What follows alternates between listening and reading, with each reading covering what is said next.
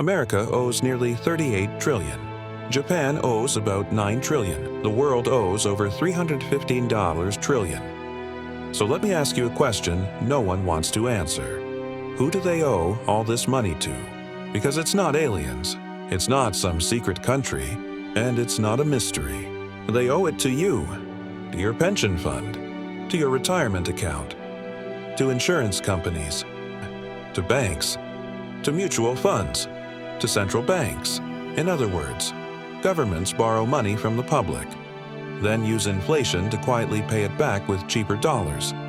That's the game. When the U.S. Treasury issues bonds, who buys them? Pension funds.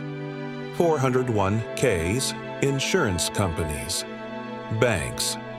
The Federal Reserve. When Japan issues debt, it's the same story, mostly owned by domestic institutions and citizens. So when people ask, who will pay the debt?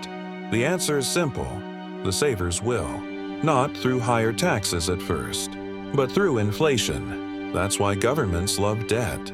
Debt allows them to spend today and push the real cost into the future. And here's the part that makes people uncomfortable. Governments don't plan to pay this debt back honestly. They can't.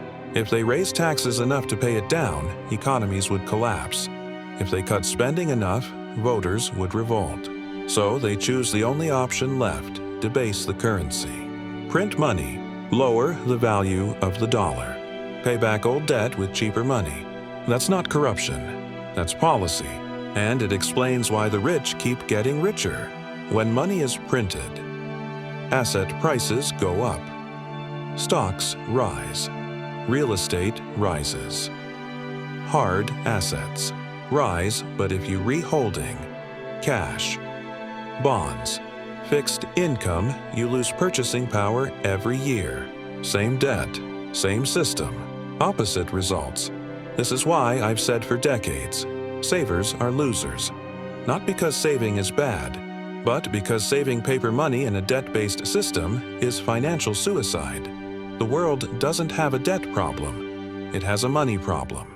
And the people who understand who the debt is owed to stop being creditors and start being asset owners.